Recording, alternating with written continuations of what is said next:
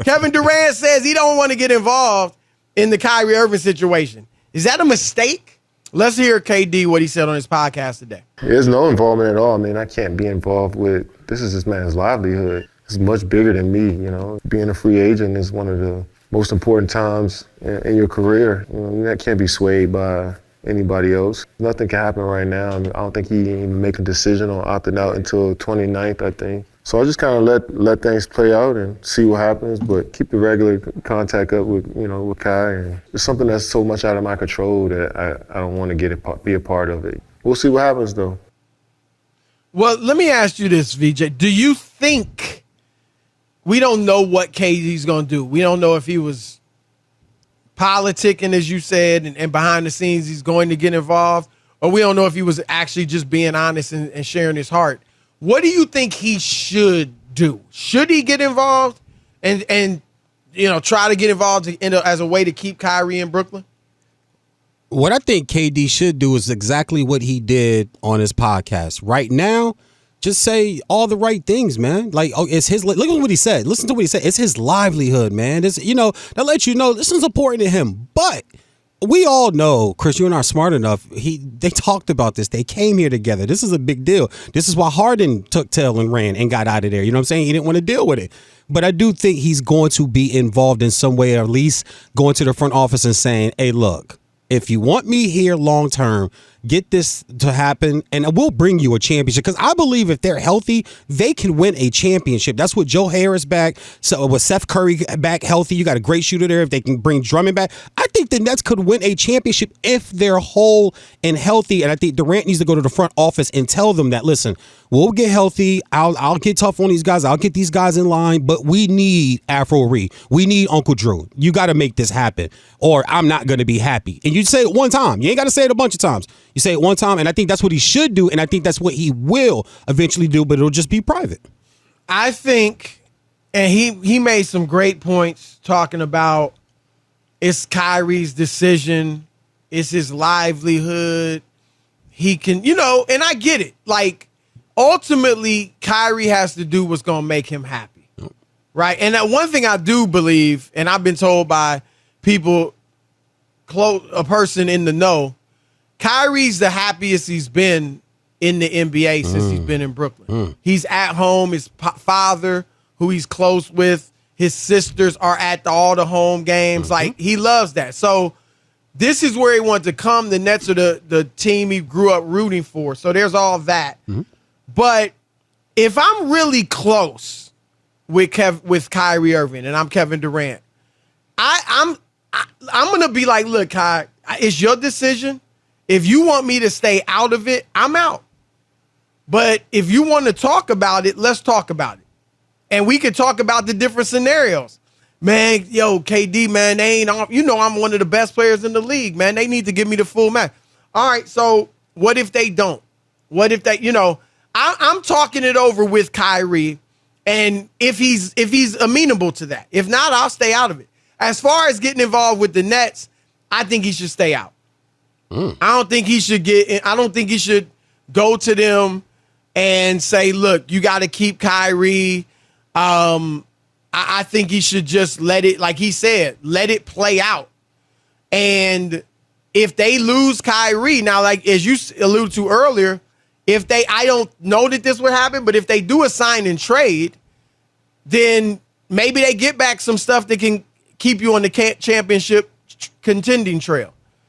If they don't, I think he should stay anyway 1 year, play it out. If it doesn't go well, say Kyrie walks to LA, the Lakers. So you got Ben Simmons, Seth Curry, and all that. You play it out 1 year, you go out in the first round again, you can go to the Nets after that and be like, look, we tried, right? I've been here 4 years now. It's not going well. Obviously, we lost some great players. Oh, no. I'd like to go somewhere you can, you know, I can win a championship. And I think they would be open to that because they'd be like, yeah, you 35. You know, you'll be 35 starting next season. We'll try to do that. We'll try to accommodate you because they'll realize it's time to start over. Chris, there's no way in the world that Kevin Durant, with the criticism that man gets and all the stuff that's come out or been said or been made up through the media or whatever it has been, that man can't afford another bad year in a first round elimination. Ain't gonna have a bad year. The team will, though. We don't care about his individual stuff no more. But if they lose Kyrie Irving, people aren't going to hold KD down for that.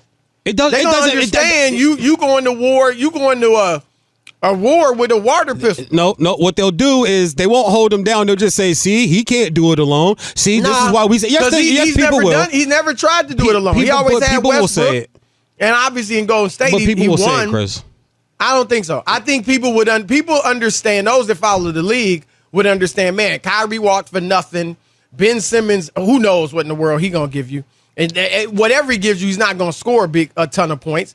They will understand Kyrie doesn't or KD don't have enough. If he demands a trade now, they could send him anywhere. He got 4 years left on his deal. They could send him Sacramento, anywhere, whoever gives him the best deal. And so he's got to understand that too. We got Kerry Kittles coming up in a moment, but first, our man, Kerry Kittles. Kerry, what's up, brother? What's going on? Yes, sir. Yes, sir. All right, let's get to it. We're coming in late. So you know what the Nets are doing with Kyrie. They're trying to reestablish or regain control of their franchise, the front office, the ownership, and create a winning culture. So it's kind of that versus, just get the talent, baby, and then work it out. That they've tried that over the last 3 years. It hasn't worked. What do you think the route they should go is? Culture or just the best players?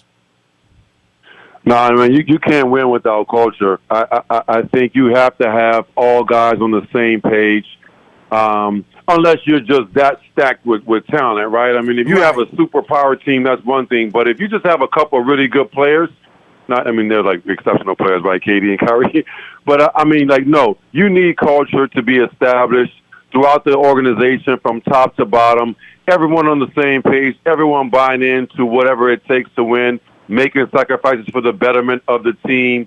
And I think that the Nets are being very prudent in this decision by saying, hey, listen, we'll give you a short-term deal, but long-term, we're just not certain that we want to be locked in for that kind of price tag for a guy that may not be available.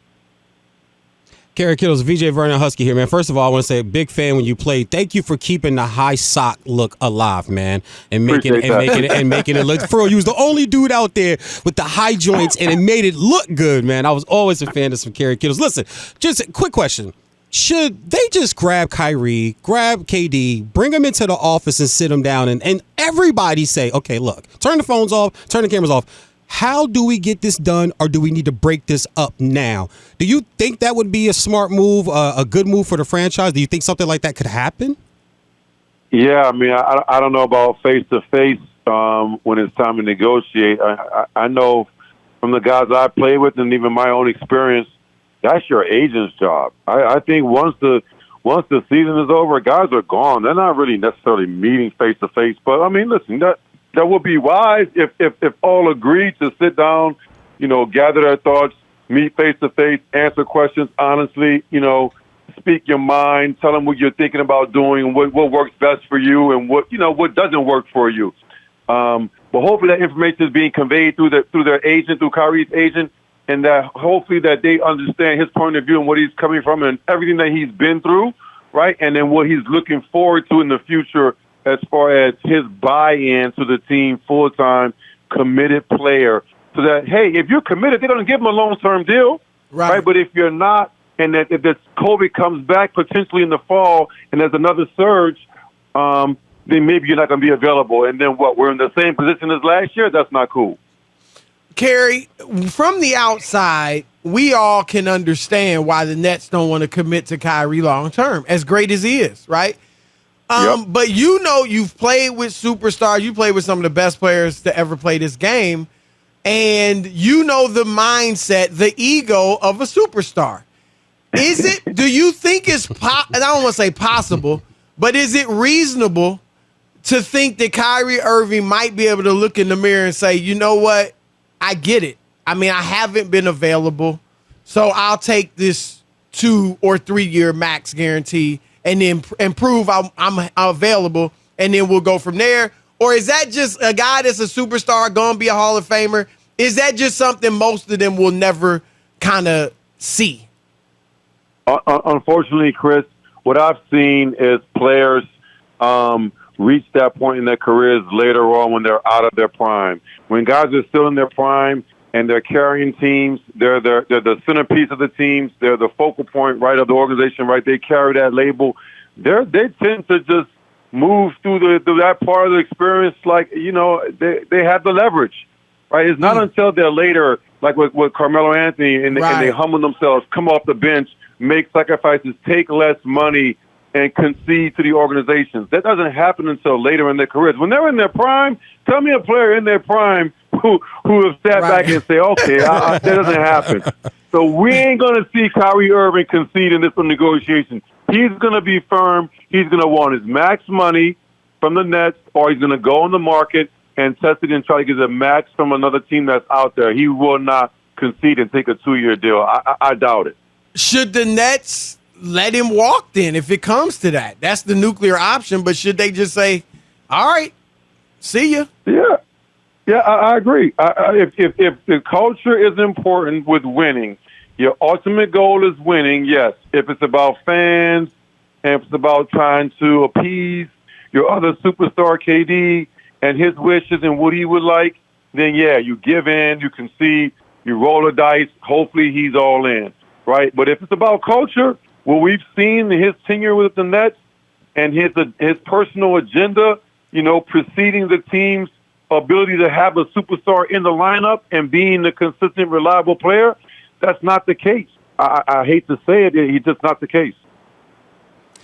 Kerry, if you're Kevin Durant, Chris and I was throwing this around, I think he should get involved. I don't understand why he's being treated different. People say he should not be involved. He's involved. Thank you, Kerry. My question is, if it's you, don't you go to the front office and say, look, I will get you a chip. Let us get healthy. We'll get you a chip, but get this done. Okay, and then the team comes back and say, all right, well, we listened to you, right? We listened to your agent and everyone's saying you're going to come to Brooklyn and build a powerhouse with your boy. And your boy has been here for quite some time now, and he's been unavailable. So now you want me to lock him in? And like the reality is we have a sample size now, right? We're not talking about a half a season with the guy getting traded and coming to Brooklyn. We're not talking about one season. We're talking about multiple seasons in Brooklyn, unavailable for whatever reason, right? So I don't think it's going to happen like that where KD can walk in there and say, just give him a deal. When you're trying to win, you'll be locked in for 4 or 5 years with a big price tag, with a guy that may not be tradable at that price tag, with other teams saying, do I really want to gamble on Kyrie? The talent speaks for itself. It's the off-the-court stuff. It's the distractions.